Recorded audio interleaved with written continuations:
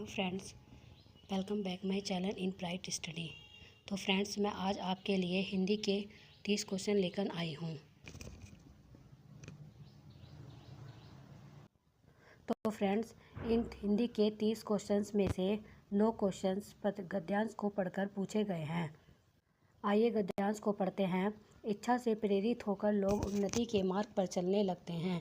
अपनी यात्रा के प्रारंभ में वे अपनी प्रगति में बाधा डालने वाली सैकड़ों व्यक्तिगत और सामाजिक खामियों का पता लगाते हैं।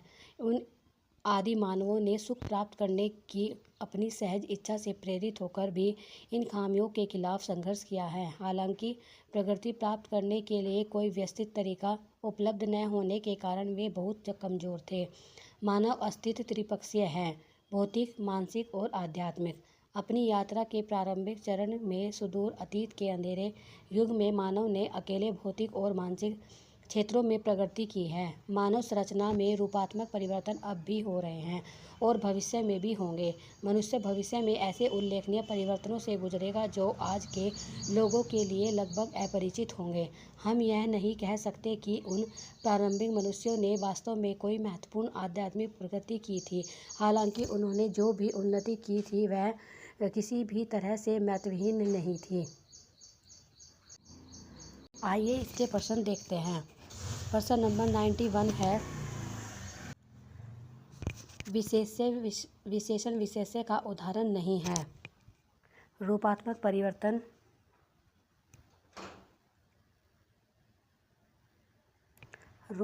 परिवर्तन, अंधेरे युग, मानव अस्तित्व, आध्यात्मिक दुनिया। विशेषण विशेष्य का उदाहरण रूपात्मक परिवर्तन है, मानव अस्तित्व है, आध्यात्मिक दुनिया है, लेकिन अंधेरे युग विशेषण विशेष्य का उदाहरण नहीं है। प्रश्न नंबर 92 है, उन्नति प्राप्त करने के लिए आवश्यक है कि मनुष्य अपनी खूबियों को जान ले, अपनी कमियों को जान ले, अपने लक्ष्य की ओर चलता रहे, संघर्षरत रहे और विद्रोह करे। सही आंसर इसका 2 है। प्रश्न नंबर 93 है, गद्यांश के आधार पर कहा जा सकता है कि परिवर्तन महत्वपूर्ण नहीं है, परिवर्तन मानव जीवन का सत्य है, परिवर्तन अपरिपक्वता को दर्शाते हैं, परिवर्तन तीव्र गति से होते हैं। राइट आंसर होगा 2, परिवर्तन मानव जीवन का सत्य है। प्रश्न नंबर 94 है, आध्यात्म शब्द में एक प्रत्यय लगाने पर क्या शब्द बनेगा? आध्यात्मिक, आध्यात्मिक, आध्यात्मक, आध्यात्मिक। सही, इसका राइट आंसर होगा आध्यात्मिक। आध्यात्म में एक प्रत्यय लगाने पर आध्यात्मिक शब्द बनेगा।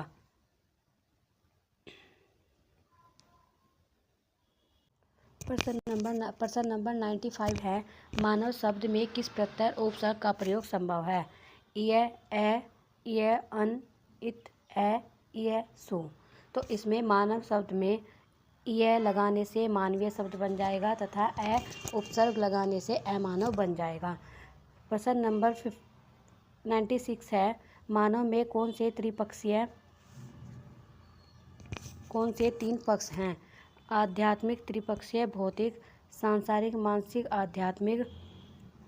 भौतिक, मानसिक, सांसारिक, भौतिक, मानसिक, आध्यात्मिक। इसका राइट आंसर होगा 4, भौतिक, मानसिक और आध्यात्मिक। पद्यांश में भी दिया गया है, मानव अस्तित्व त्रिपक्षीय है, भौतिक, मानसिक और आध्यात्मिक। प्रश्न नंबर 97, आदि मानव ने क्षेत्र में प्रगति की परंतु क्षेत्र में प्रगति नहीं कर सका है। आध्यात्मिक, भौतिक, भौतिक, मानसिक, भौतिक, आध्यात्मिक, मानसिक, भौतिक। राइट आंसर होगा 2, भौतिक और मानसिक।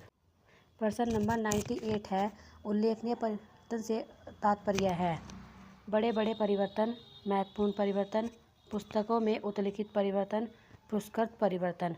इसका राइट आंसर होगा 2, महत्वपूर्ण परिवर्तन।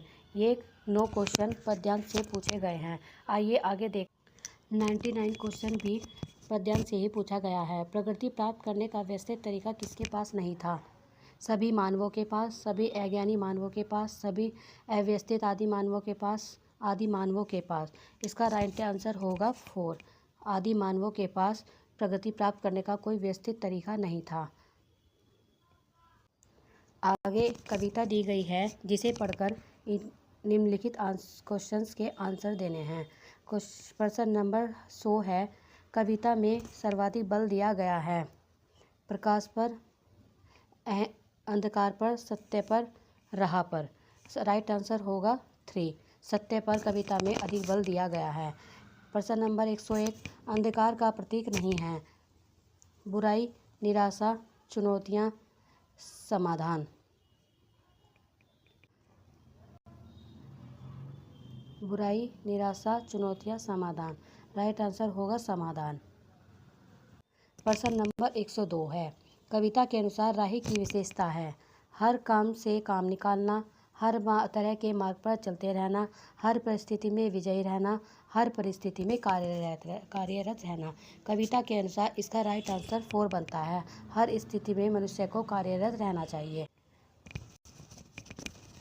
प्रश्न नंबर 103 है, कविता के अनुसार किसी भी स्थिति में सिर नहीं कटना चाहिए, अंधकार नहीं होना चाहिए, स्वाभिमान बने रहना चाहिए और दुखी नहीं होना चाहिए।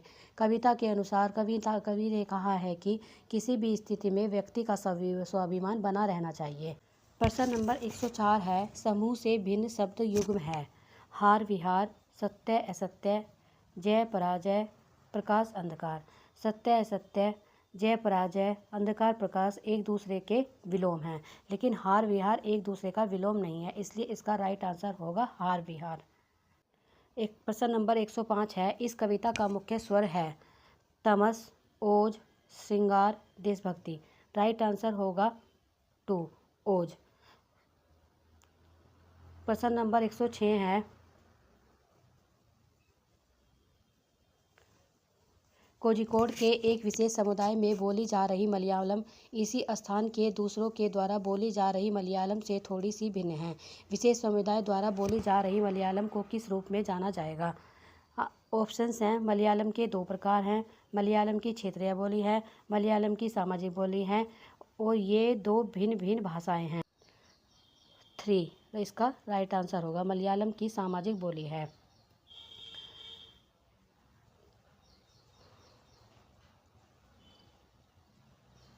प्रश्न नंबर 107 है, प्रश्न नंबर 107 है, दिए गया अधिगम कार्य शिक्षार्थियों को भिन्न भिन्न समूहों में करने के लिए दिया गया है। पता लगाएं कि शब्द संपदा के अधिगम की इस गतिविधि को किस रूप में जाना जाएगा। निम्नलिखित में से संबंधित शब्द और वाक्यों का पता लगाइए। परिवार, संबंध, भावनाएं। ऑप्शंस हैं, थीम आधारित शब्दावली, शब्द समूह, समूह शब्दावली, शब्द जाल। राइट आंसर होगा थीम आधारित शब्दावली। ये थीम एक दूसरे से संबंधित है और इसी के आधार पर इनका पता लगाया जा सकता है। प्रश्न नंबर 108 है, वह भाषा क्या है जिसमें हम दिन प्रतिदिन के लिए आने की अंतक्रिया के लिए करते हैं? ऑप्शंस हैं, संज्ञानात्मक अकादमी भाषा निपुणता कैल्प, बुनियादी अंतर्व्यक्ति संप्रेषण कौशलता BICS, सी संप्रेषणात्मक भाषा कौशल अंतर्व्यक्ति भाषा निपुणता। जो भाषा हम दिन प्रतिदिन में यूज़ करते हैं उसे हम बुनियादी अंतर्व्यक्ति संप्रेषण कौशल अथवा BICS कहते हैं। प्रश्न नंबर 109 है, मिडिल स्तर पर अध्यापन चलाने वाली अध्यापिका एक पाठ्य सामग्री छोटी कहानी पठन के लिए देती है और कहती है कि सत्ता एवं न्याय के दृष्टिकोण से एक पाठ्य सामग्री के अर्थ एवं विचारों पर चर्चा करो। अध्यापक अपने शिक्षार्थियों में किसका विकास करने की चेष्टा कर रही है? समालोचनात्मक साक्षरता कौशल का, समालोचना शिक्षण शास्त्र का, समालोचनात्मक भाषा विकास का, उच्च स्तरीय भाषा विकास का। इस तरह से शिक्षिका अपने बच्चों में समालोचना साक्षरता विकास का कौशल करने की कोशिश कर रही है। प्रश्न नंबर 110 है, व्याकरण के शिक्षण अधिगम में प्रक्रियात्मक ज्ञान क्या है? यह जानना कि व्याकरणिक प्रश्न तत्वों को कैसे किया जाए, व्याकरणिक तत्वों के बारे में ज्ञान, व्याकरणिक तत्वों के नियमों को जानना, भाषा और उसकी संस्कृति को जानना। राइट आंसर होगा हमारा ए, यह जानना कि व्याकरणिक प्रश्न तत्वों को कैसे किया जाए। प्रश्न नंबर 111 है, एक कक्षा 7 की अध्यापिका जोड़ियों में कार्य करवाने वाली गतिविधियां करवा रही है, जिसमें सभी जोड़ियों को 10 वाक्यों की कहानी पर काम करने के लिए देती है। पहली जोड़ीदार पहला वाक्य पढ़ती है और दूसरी जोड़ीदार उस वाक्य को लिखती है। अब दूसरी जोड़ीदार दूसरा वाक्य पढ़ती है, पहली जोड़ीदार उस दूसरे वाक्य को लिखती है। इस तरह से दोनों जोड़ीदार कहानी पूरा करते हैं। बाद में वे मूल कहानी से अपने लिखे हुए की तुलना करते हैं। इस गतिविधि को क्या कहेंगे? पारस्परिक लेखन कहेंगे, पारस्परिक श्रवण करेंगे, वाक्य श्रुतलेख करेंगे या फिर पारस्परिक श्रुतलेख कहेंगे। राइट आंसर इसका हमारा 4 होगा। इसको हम पारस्परिक श्रुतलेख कहेंगे। प्रश्न नंबर 112 है, निम्नलिखित में से कौन सा संकेत भाषा के बारे में सही नहीं है? संकेत भाषा के बहुत से प्रकार होते हैं। संकेत भाषा प्राकृतिक भाषा होती है। संकेत भाषा की व्याकरण नहीं होती। संकेत भाषा में व्याकरण नहीं होती। इसमें से ये भी सही है, ये सही है, ये सही है, लेकिन ये बिल्कुल गलत है कि भाषा संकेत की व्याकरण नहीं होती। संकेत भाषा की भी व्याकरण होती है। प्रश्न नंबर 113 है, त्रिभाषा सूत्र के बारे में कौन सा कथन सही है?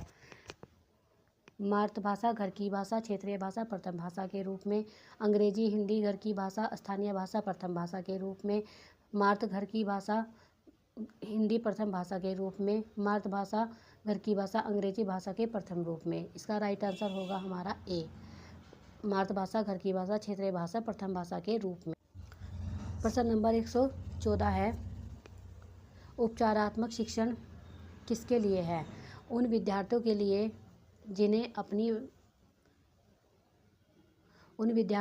जिन्हें भाषा अधिगम के कुछ आयामों पर ध्यान देने की आवश्यकता है।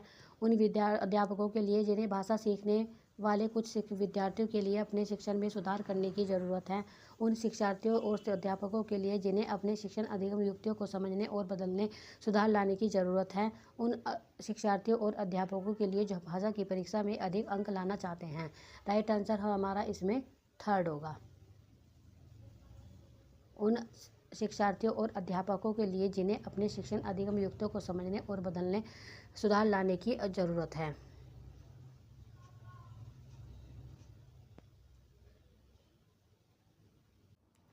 प्रश्न नंबर 115 है, शिक्षण की वह विधि जिसमें अध्यापक और 4 विद्यार्थी विभिन्न भूमिकाओं के साथ एक सहयोगात्मक अधिगम समूह का गठन करते हैं। पाठ्यवस्तु की विषय वस्तु पर संवाद किया जाता है, जिससे समीपस्थ विकास का क्षेत्र सर्जित होता है और परिणामत पठन बोध में सुधार होता है। इस विधि को हम क्या कहेंगे? व्याकरण अनुवाद विधि, पारस्परिक शिक्षण विधि, संरचनात्मक उपमागम विधि, मॉडल पठन विधि। इसको हम पारस्परिक शिक्षण विधि कहेंगे। इसलिए राइट आंसर हमारा प्रश्न नंबर 116 है, एक भाषा अध्यापक अंग्रेजी में कहानी सुनाती है और शिक्षार्थियों से कहती है कि उन्हें जो भी भाषा आती है उस भाषा में यह कहानी समूह में सुनाए, फिर भाषा की सामान्य भाषा में कहीं कहानी सुनाए। इस शिक्षण शास्त्र युक्ति को किस रूप में जाना जाता है? परभाषा व्यवहार, बहुभाषिक नीति, बहुभाषा शिक्षण, भाषा अर्जन। इस विधि को हम परभाषा व्यवहार ट्रांसलैंग्वेजिज्म के नाम से जानते हैं। प्रश्न नंबर 117 है, एक विद्यार्थी किसी विशिष्ट जानकारी प्राप्त करने के लिए समाचार पत्र से समाचार पढ़ती है। इस पठन को क्या कहेंगे? समालोचना चिंतक, सरसरी तौर पर पठन, बारीकी से पठन, अध्ययन कौशल। जब किसी समाचार पत्र से हम कोई विशिष्ट जानकारी या सूचना के लिए पढ़ते हैं तो उसे हम बारीकी से पठन कहते हैं। इसलिए राइट आंसर हमारा 3 होगा। प्रश्न नंबर 118 है, अंतर्भाषी पहचान क्या है? शिक्षार्थी के निर्णय कुछ तो सहजात भाषा में और कुछ लक्ष्य भाषा के में समान होते हैं। शिक्षार्थी के निर्णय सहजात भाषा में कुछ और कुछ लक्ष्य भाषा में कुछ असमान होते हैं। शिक्षार्थी का यह निर्णय कि सहजात भाषा का ज्ञान द्वितीय भाषा के अधिगम में अवरोध पैदा करता है। शिक्षार्थी की वह समझ कि विभिन्न भाषाओं का अधिगम विभिन्न योग्यताओं के आधार पर समाश्वासन है। इसका राइट आंसर होगा ए, शिक्षार्थी के निर्णय तो कुछ सहजात भाषा में हैं और कुछ लक्ष्य भाषा में समान होते हैं। प्रश्न नंबर 119 है, कक्षा 6 की शिक्षार्थी श्रेया अपने पिता के स्थानांतरण के कारण पंजाब से जालंधर से तमिलनाडु के मदुरई जाती है। वह मातृभाषा के कारण पंजाबी जानती है और विद्यालय में द्वितीय भाषा के रूप में अंग्रेजी भी जानती है। उसने अपने पड़ोसियों की मदद से तमिल बोलना और पढ़ना सीख लिया है। उसके द्वारा जानी जाने वाली भाषाओं के संदर्भ में कौन सा कथन सही है? पंजाबी और तमिल भाषा अर्जन है और अंग्रेजी भाषा अधिगम के अंतर्गत आती है। तमिल भाषा और अर्जन अंग्रेजी तथा पंजाबी भाषा अधिगम के अंतर्गत आती है। 3 भाषाएं पंजाबी, तमिल व अंग्रेजी भाषा अधिगम के अंतर्गत आती है। अंग्रेजी भाषा अर्जन और पंजाबी तथा तमिल भाषा अधिगम के अंतर्गत आती है। राइट आंसर इसमें हमारा ए होगा। पंजाबी और तमिल भाषा अर्जन है और अंग्रेजी में भाषा अधिगम के अंतर्गत आती है। प्रश्न नंबर 120 है, निम्नलिखित में से कौन सा विस्तृत पठन का उद्देश्य नहीं है? सराहना बोध के लिए पठन, बहिर्वेशन एक्सट्रापोलेशन के लिए पठन, व्याकरण अधिगम के लिए पठन और आनंद के लिए पठन। इसमें विस्तृत पठन का सही उद्देश्य व्याकरण अधिगम के लिए पठन नहीं है, इसलिए इसका राइट आंसर 3 होगा। तो फ्रेंड्स, आज मैंने आपके सामने ये हिंदी सेकंड पेपर 2 के 30 क्वेश्चंस डिस्कस किए हैं। उम्मीद करती हूँ कि इन क्वेश्चन से आपको काफ़ी मदद मिलेगी। आगे इसी तरह की वीडियो देखने के लिए हमारे चैनल को सब्सक्राइब करें, लाइक करें और शेयर करें। Thank you friends.